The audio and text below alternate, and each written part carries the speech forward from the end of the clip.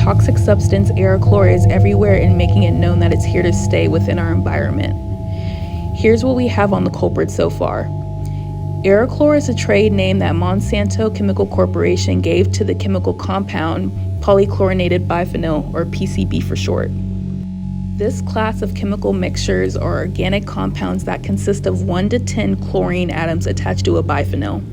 Now, it's always been known that PCBs were harmful since its production in 1929. However, the US didn't take any real action until the 1970s.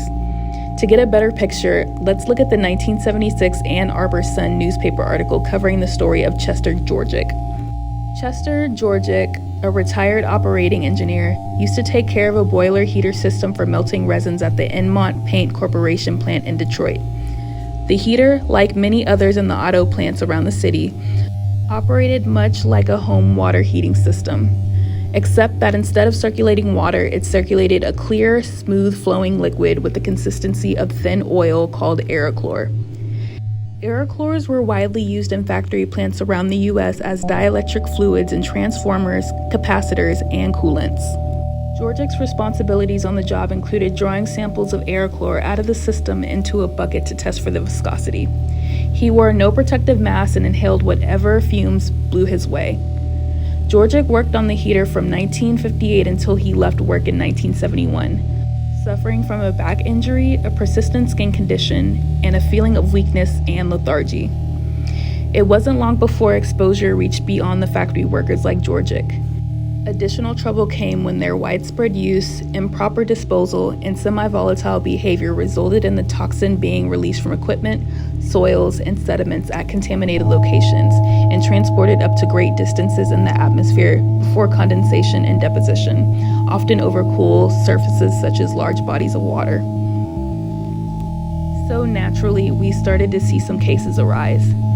Studies have shown that skin conditions such as acne and rashes may occur in people exposed to high levels of PCBs. These effects on the skin are well documented, but are not likely to result from exposures in the general population. The general population is exposed to PCBs primarily by the oral route through food, particularly fish.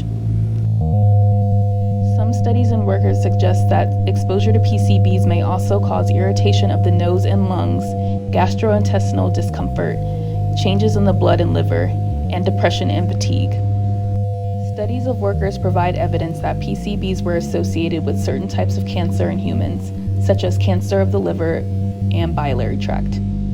Based on the evidence for cancer in animals, the Department of Health and Human Services has stated that PCBs may reasonably be anticipated to be carcinogens.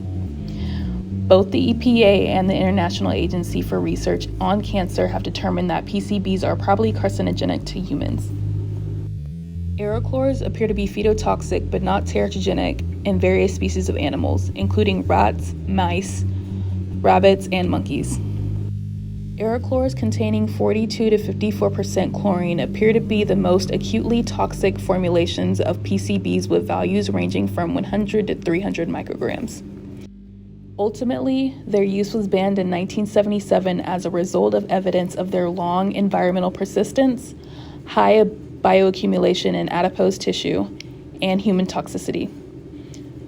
Although now under prohibited use, the toxin is still prevalent in trace amounts in your water, food, and air due to their high heat stability, as well as their incredible resistance to biological degradation, as well as acids, bases, oxidation, and other chemical reactions. There's only a few successful ways to significantly reduce its presence, including through dechlorination methods as well as incineration under thousands of degrees Fahrenheit. And with that, this wraps up our case briefing covering the villainous toxic substance of Aroclor. Stay safe and remain on the lookout for the suspect. Resources to find further detailing will be provided at the end. Thank you.